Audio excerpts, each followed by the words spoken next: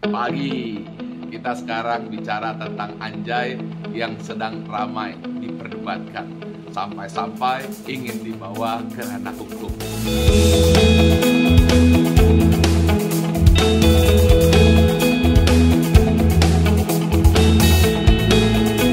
Anjay ini awalnya adalah bersumber dari nama hewan yang kemudian diplesetkan menjadi anjay, sehingga sampai-sampai akan dituntut yang mengucapkan itu.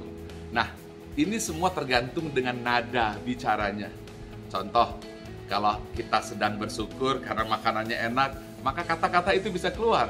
Sehingga anjay, nah itu artinya enak gitu ya. Nadanya itu memberi arti yang berbeda.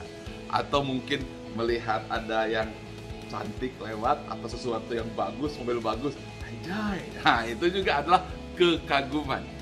Atau mungkin dia sedang marah akibat kehilangan, ditinggal mantan, maka dia mengatakan anjay. Nah, itu juga menimbulkan perasaan. Atau mungkin kalau marah anjay, nah itu lain lagi. Mungkin itu yang dipermasalahkan.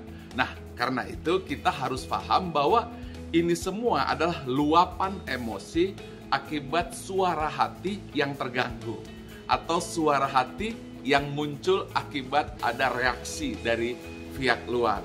Nah, sehingga nada suara itu adalah kecerdasan emosi yang punya arti berbeda-beda dari satu kata anjay. Karena itu, saya ingin bicara hal yang berbeda supaya Anda harus paham 5 hal pengganti kata anjay. Karena itu ungkapan yang tidak bisa tergantikan, luapan emosi. Contoh, air ketika dipanaskan dia akan mengeluarkan uap dan kemudian mendidih. Nah, didihan itu adalah luapan-luapan emosi. Tidak mungkin kita tutup. Maka ketika kita tutup, apabila itu adalah panci, maka dia akan kotok. Nah, itu anjay kayak begitu. Nah, 5 hal yang Anda harus paham. Pertama, ketika Anda bersyukur, Anda jangan ucapkan anjay, tapi ganti alhamdulillah. Atau ketika Anda melihat yang cantik-cantik lewat, Anda jangan mengucapkan anjay, tapi ucapkan Masya Allah. Atau juga boleh Subhanallah. Itu adalah ungkapan yang dikendalikan secara terukur. Kemudian ketika Anda sedang frustrasi, energinya negatif, pada saat itu biasanya kita sedang down. Ketika sedang down, maka kita sering mengucapkan anjay. Nah, itu ganti rasa bersalah dengan ucapan astagfirullah. Nah, itu penggantinya. Kemudian ketika kita sedang takut, kemudian kita harus maju dan bergerak, Anda tidak tahu bagaimana mengendalikan emosi, bukan anjay, bukan, tapi ucapkan Allahu Akbar. Kemudian setelah kita lakukan, kita tidak tahu hasilnya, jangan mengucap hasil anjay, kumaha. Nah, bukan begitu, tapi ucapkan dengan la haula wala quwata illa billah.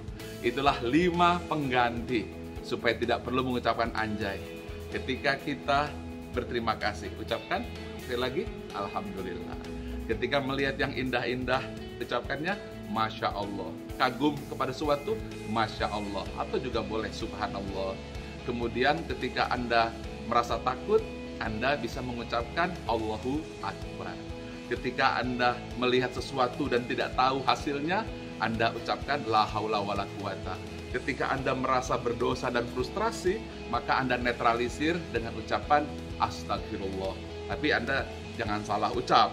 Begitu melihat orang yang jelek, Anda mengucapkan astagfirullah. Nah, itu salah. Jadi harus tepat pengucapannya. Oke? Mari kita ganti kata anjay dengan istighfar. Subhanallah, walhamdulillah, wala ilaha illallah, Allahu Akbar, la haula wala quwata illa billah. Sebarkan. Mudah-mudahan dakwah bagi Anda yang menyebarkan. Pagi.